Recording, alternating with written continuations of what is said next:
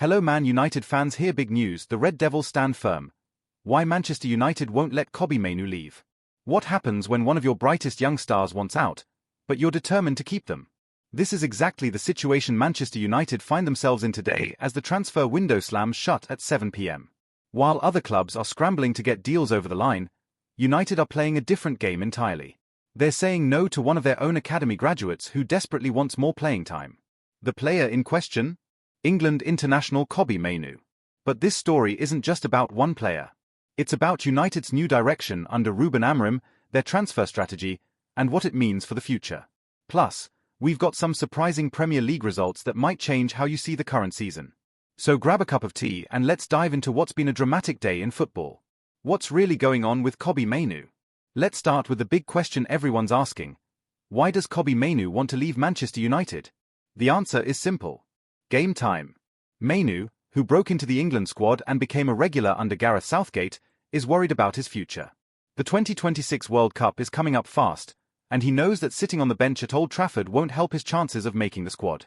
According to transfer expert Fabrizio Romano, Maino made his feelings clear to the club last week. He asked for a loan move. Not a permanent transfer, mind you, but just a temporary move where he could get regular minutes on the pitch. But here's where it gets interesting. United have said no. Not just no, but a firm, absolute no. Romano reports that influential figures at the club have made it crystal clear that there's no chance of Maino leaving today. The case is closed, as far as they're concerned. Why are United being so stubborn? This might seem harsh, but there's logic behind United's decision. Let's think about it from the club's perspective. First, Maino is a homegrown talent. He's been with United since he was a kid, coming through their academy system. These are the players that clubs treasure most because they understand the culture and don't cost transfer fees. Second, new head coach Ruben Amorim clearly sees Maino as part of his plans. Even if the player isn't starting every game right now, Amorim believes he has a role to play for the rest of the season. Think about it this way. Would you let your best young employee go to a competitor just because they weren't getting promoted immediately? Probably not. United legend Paul Scholes has described Maino as special. That's high praise from someone who knows a thing or two about central midfield play. When a club legend calls you special, you don't get loaned out easily. The bigger picture at Old Trafford. But Maino's situation is just one piece of a bigger puzzle at Manchester United. The club is going through major changes right now. While they're keeping Maino, they're happy to let other players leave. Jadon Sancho is reportedly close to a move, and Antony is joining Real Betis in a deal worth up to £21.6 million. This tells us something important about Amorim's thinking. He's not against players leaving. He's against the wrong players leaving. Sancho and Antony have struggled to make a real impact at United despite costing huge money. Maino, on the other hand, is seen as having a bright future at the club. It's a clear sign that United are trying to build something different. They want to rely more on young, hungry players who understand what it means to play for the club. What this means for Maino's career. So what happens now for Kobie Maino? He's stuck at United for at least the next few months, but is that really such a bad thing?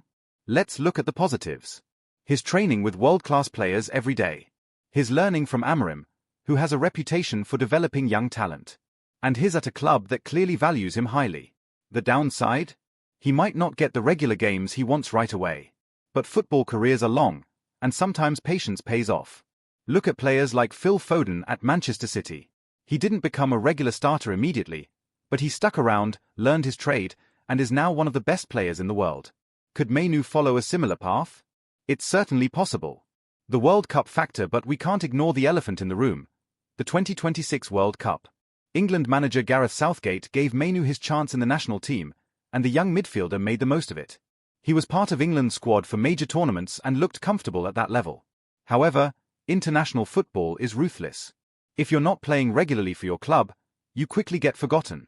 Just ask any player who's been in that situation. Maino knows this better than anyone. He's seen how quickly things can change in football. One day you're in the England squad, the next day you're watching from home because someone else has taken your spot. This is probably why he asked for the loan move. He wants to guarantee himself regular football to stay in the England picture. But United are betting that he can still make an impact at Old Trafford. They believe he'll get enough minutes to keep his England place while also developing as a player. Who's right? Only time will tell. Meanwhile, across the Premier League. While all this drama is unfolding at United, the actual football has been providing its own surprises. Let's talk about some results that might have flown under the radar but could be really important as the season develops. Brighton beat Manchester City 2-1. Yes, you read that right. The team that's been dominating English football for years lost to Brighton at home. This isn't just any loss for City. It shows that even the best teams can have off days, and it gives hope to every other club in the league that City can be beaten. Brighton have been building something special under their management.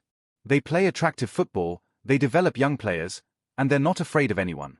This win proves they belong in conversations about European football. West Ham's statement win. Nottingham Forest 0-3 West Ham United was another eye-catching result. Forest have been one of the surprise packages this season, but West Ham showed their quality with a dominant away performance. 3-0 doesn't tell the full story of how comfortable this win was for the Hammers. This result might be a turning point for West Ham. They've had their ups and downs this season, but beating a good Forest side away from home shows they have the mentality to compete with anyone. For Forest, it's a reminder that the Premier League is unforgiving. One bad day and suddenly your good run looks less impressive. Liverpool edge past Arsenal. Liverpool 1-0 Arsenal was the kind of game that could decide the title race. These two clubs know each other well, and it showed in a tight, tactical battle. One goal was always going to be enough, and Liverpool found it when it mattered. For Liverpool, this win keeps them in touch with the top of the table. They know that every point matters in what looks like being another close title race. Arsenal will be disappointed, but they shouldn't panic. Losing away to Liverpool is no shame, and they're still in a strong position in the league. Crystal Palace shock Aston Villa. The biggest surprise might have been Crystal Palace beating Aston Villa 3-0. What these results tell us. Looking at all these results together, what can we learn about the current state of English football?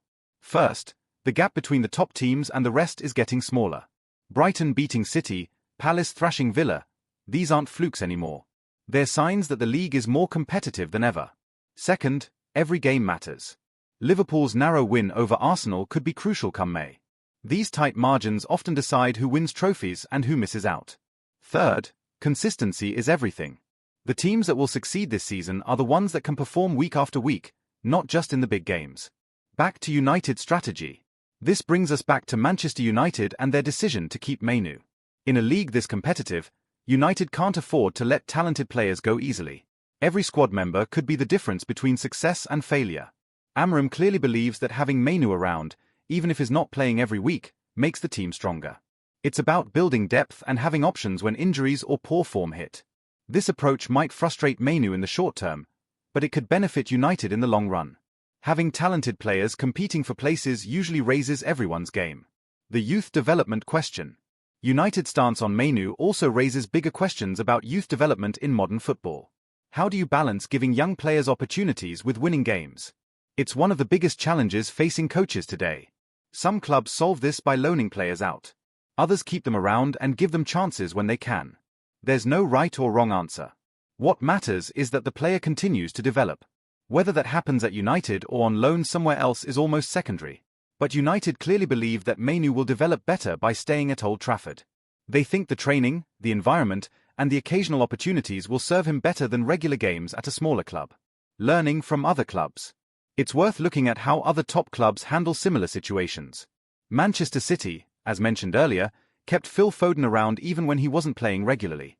It worked out pretty well for them. Chelsea, on the other hand, have a reputation for loaning out young players. Some succeed, others get lost in the system. It's a different approach with mixed results.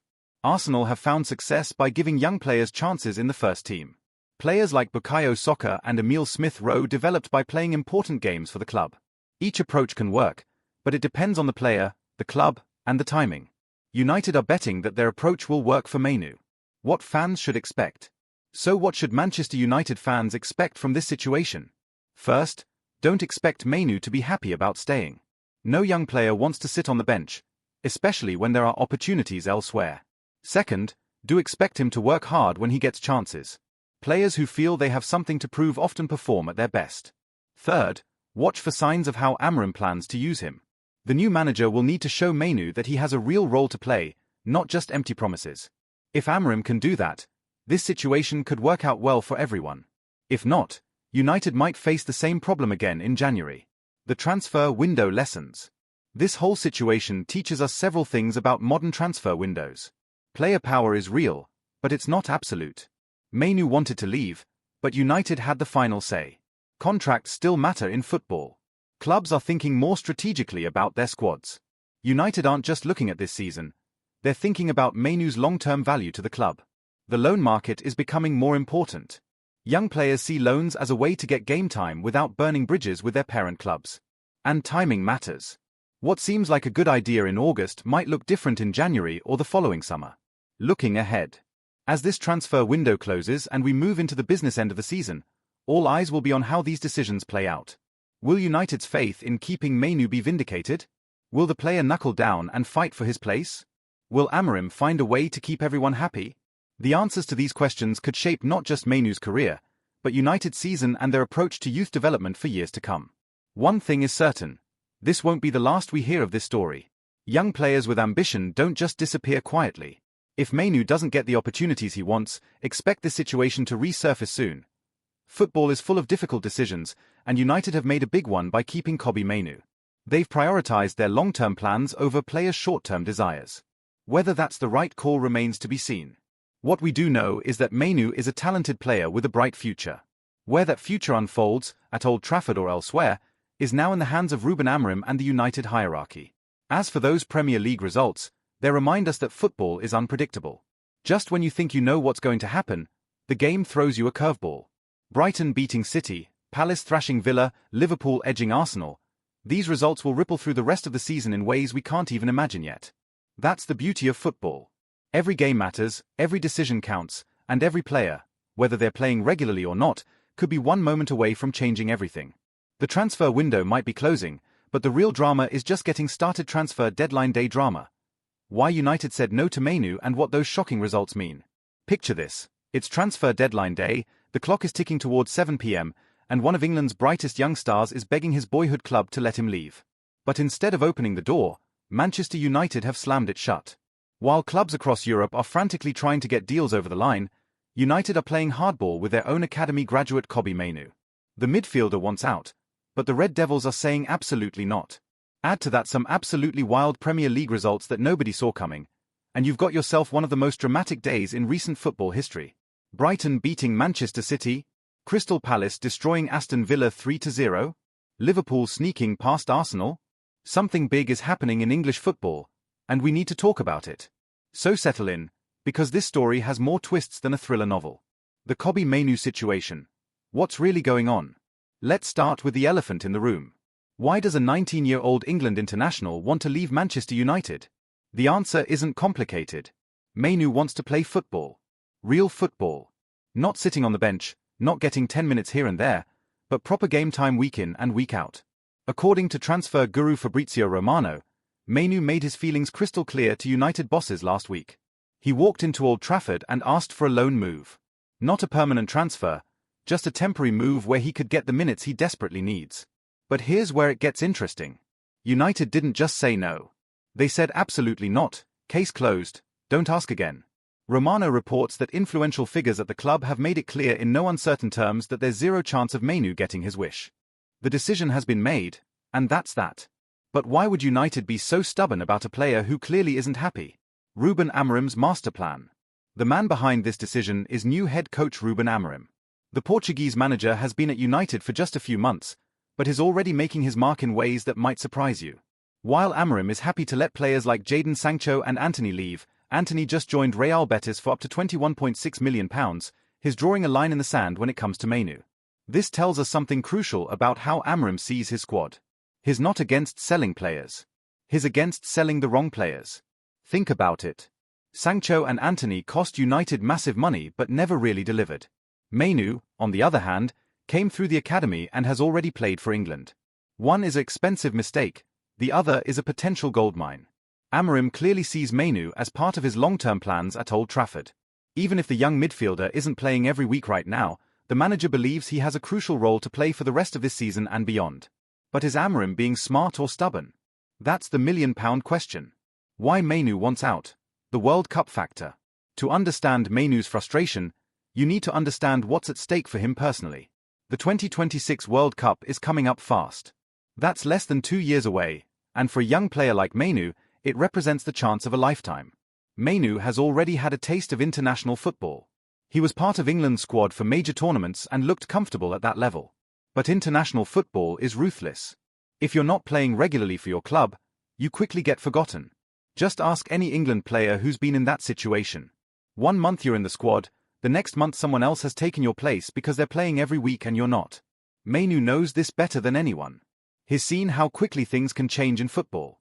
He's watching other young players get regular game time at their clubs while he's fighting for scraps at United. That's why he asked for the loan move.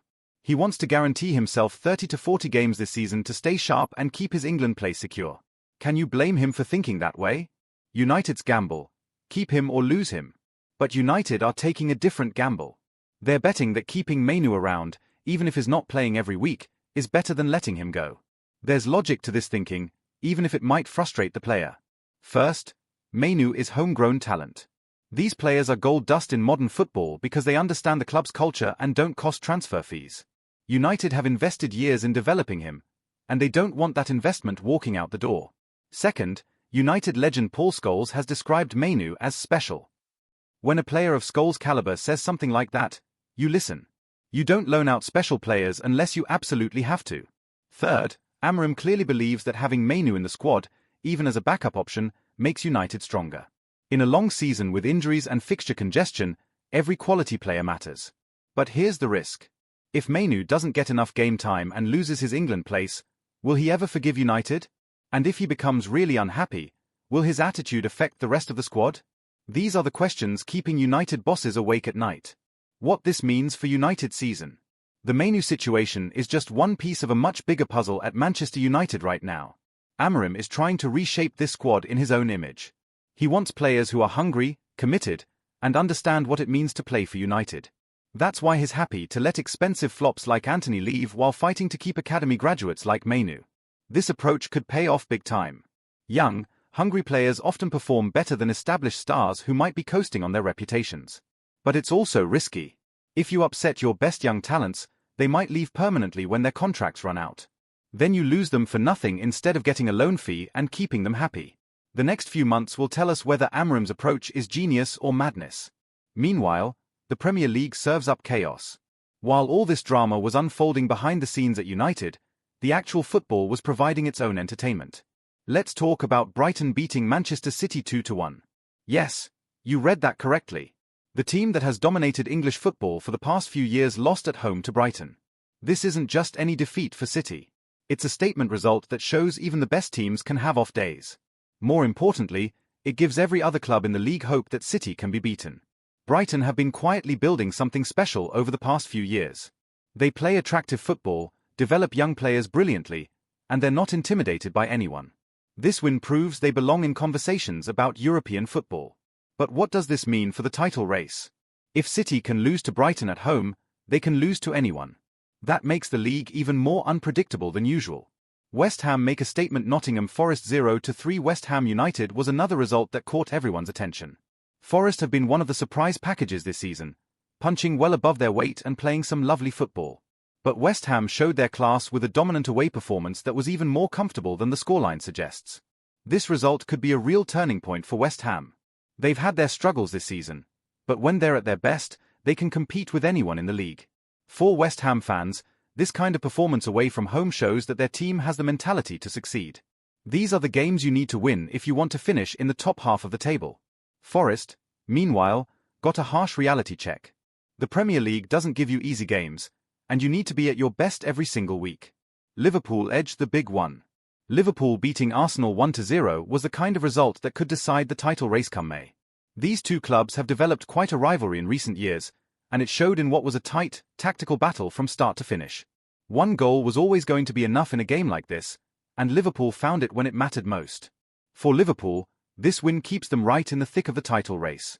They know that every single point matters in what looks like being another incredibly close season at the top.